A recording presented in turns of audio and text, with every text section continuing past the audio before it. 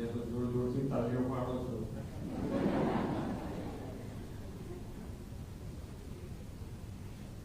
અમે તો એવું ઈચ્છીએ કે આવીને આવી તાળીઓ રેગ્યુલર આખું ગુજરાત પાડે એવું તમારા હાથમાં કામ છે. ધીમા પડીએ તરત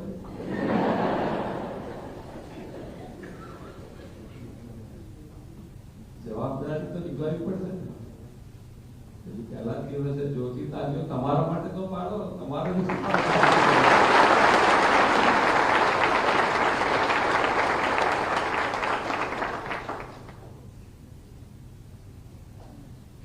નવનિયુક્ત રાજ્ય કર નિરીક્ષકોની નિમણૂક પત્ર વિતરણ કાર્યક્રમમાં આપણી સૌની સાથે મંચ ઉપર ઉપસ્થિત મારા સાથી નાયબ મુખ્યમંત્રી શ્રી હર્ષભાઈ સંઘવી, મારા સાથી મંત્રી શ્રી કનુભાઈ દેસાઈ, શ્રી કમલેશભાઈ પટેલ, રાજ્યના મુખ્ય સચિવ શ્રી મનોજકુમાર દાસ, નાણાં વિભાગના અધિક મુખ્ય સચિવ ડોક્ટર પી નટરાજન, નાણાં વિભાગના સચિવ શ્રી સંદીપ કુમાર, આમંત્રિત સર્વે મહાનુભાવો, પ્રેસ મીડિયાના મિત્રો, સૌને મારા નમસ્કાર.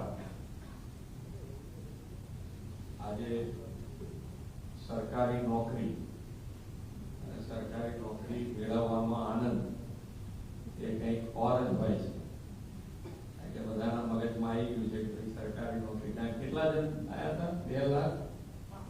2,35,000 માંથી તમે 301 સિલેક્ટ થયા છો. એટલે તમે તમારી વેલ્યુ તમે જાતે આજે નક્કી કરી શકાય એવી છે કે ભાઈ આ કેટલી અગત્યની, કેટલી તમારી પોતાની મહેનતથી તમે આ લાગ્યા છો. તમને બધાને ખૂબ ખૂબ અભિનંદન.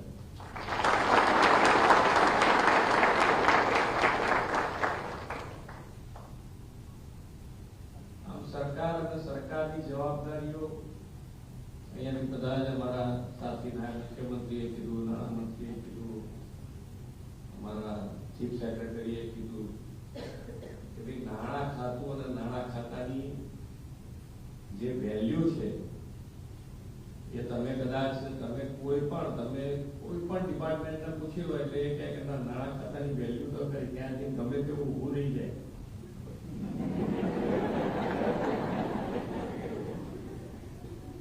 દરેક ખાતામાંથી ફાઇલ દોડ નીકળી હોય પણ જેવું નાણાં ખાતું આવે એટલે ત્યાં શ્વાસ ખાવા મળી જાય.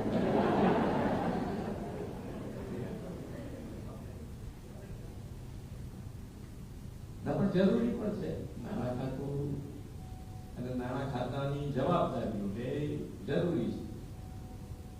જે પ્રમાણે માનનીય વડાપ્રધાનશ્રીએ જે વિકાસની રાજનીતિ કરી અને વિકાસની રાજનીતિના કારણે એમણે જે મેઇન જે આધાર લીધો, રિફોર્મ, પરફોર્મ અને ટ્રાન્સફોર્મ, આ ત્રણેયનું રિઝલ્ટ આજે જોવા મળી રહ્યું અને એના કારણે આજે દેશ ગૌરવથી ગ્લોબલ કોમ્પિટિશન કરીને આગળ વધી ગયું.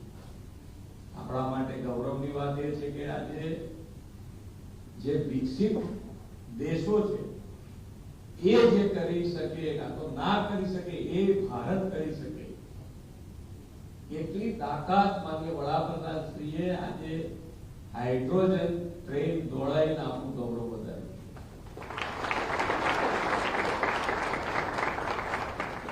એટલે વિકાસની રાજનીતિમાં આખી જે રિવોલ્યુશન જે થયું છે એ રિવોલ્યુશનના આધારે જેને કે આપણે કહીએ કે ગવર્નમેન્ટ નોકરી આજે તમને મળી છે તો તમારી જવાબદારી હવે શું કે ભાઈ આપણને મળી ગયું પાછળ કોઈ મળે ના મળે આપણે શું? તમારી જવાબદારી એટલી બને છે કે જે તમારી જવાબદારી છે તમે નિષ્ઠાથી નિભાવો. એની અંદર કેવી રીતે વધારો કરી શકો. ત્યાંથી કીધું કે તમે નાણાંમાં જેટલા વધારો કરશો એટલા પ્રોજેક્ટ વધશે તો ફરી પાછું એમ કે ભાઈ હવે પાછું ખૂટે છે, સ્ટાફ ખૂટે છે, ફરી ભરતી નીકળશે, ફરી બીજા વગર નોકરી લાગે. આપણી જવાબદારી કે ભાઈ આપણે જે સારું કરીશું તો સરકાર વધુ ને વધુ આપણે માનીય વડાપ્રધાન શ્રી સૌનો સાથ, સૌનો વિકાસ, સૌનો વિશ્વાસ અને સૌનો પ્રયાસ આ કાર્યમંત્રને લીધે આપણે આગળ વધવા જઈ ગયા અને એ જ કાર્યમંત્ર સાચું દરેક સ્ટેજે તમે એ બન્યો છે. પણ આપણે નોકરીમાં આવ્યા પછી, સરકારની નોકરીમાં આવ્યા પછી ફાઇનાન્સ અને ફાઇનાન્સની જરૂરિયાત કેટલી છે, કેવી રીતની છે અને આપણે વેપારી હું રમેશ કહું છું કે ભાઈ વાઇબ્રન્ટ આપણે કરીએ છીએ. માન્ય વડાપ્રધાન શ્રીએ 2003 થી વાઇબ્રન્ટ શરૂ કર્યું છે. એનો લાભ આપણને મળી ગયો છે. છેલ્લા માન્ય વડાપ્રધાન શ્રીનો સૌથી વધારે લાભ 25 વર્ષથી આપણને ગુજરાતની એકલાને મળી ગયો. એ પણ એક મોટી વાત છે કે વાઇબ્રન્ટ કરતા હોઈએ ત્યારે ગ્લોબલ પ્લેટફોર્મ આપણે દેશ વિદેશમાંથી રોકાણ અહીંયા આવે એના માટે પ્રયત્ન કરીએ અને એ વેપારી સરકારના કોઈ પણ ડિપાર્ટમેન્ટ દ્વારા ક્યાંક ને ક્યાંક હેરાનગતિ ઊભી થાય તો એ કેટલું મોટું કોન્ટ્રાવર્સલ ઊભું થઈ જાય. આપણા ત્યાં કોઈને બોલાવીએ અને આપણે એને હેરાન કરીએ તો આ તો કોઈ ટાળી શક્ય નથી બનતું. આપણે આપણું કાર્ય જે કરીએ એ કાર્ય એવું હોવું જોઈએ કે સામેના માણસને જે પણ મુશ્કેલી હોય અને સરકાર તરીકે આપણે જે એની પાસે નિયમબદ્ધ કરાવવું છે એ કરાવી શકીએ છતાંય એને તકલીફ ના પડે એ જોવાની જવાબદારી તમારી નથી.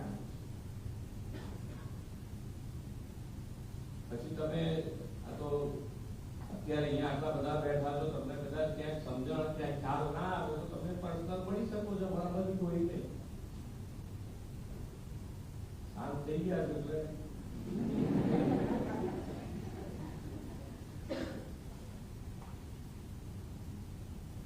પણ આપણે બધા સાથે રહીશું. તો મેં કીધું એમ આજે પહેલો દિવસ છે, આપણે મળવાનું થવાનું છે, મળતા રહીશું. તમે તમારી ભૂમિકા છે એ તમે તો કેટલા નસીબવાળા છો કે તમે વિકસિત ભારત માટે, વિકસિત ગુજરાત માટે તમે કામ કરવાના છો. વિકસિત ગુજરાત તમારે જોવાનું છે. તમારામાંથી કેટલા જશે તો કેટલા નહીં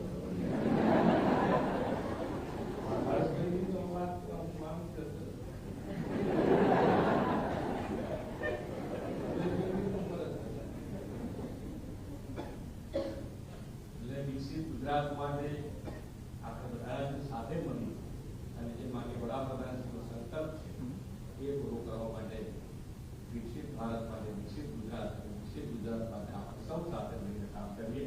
ફરીથી આપ સૌને ખૂબ ખૂબ અભિનંદન.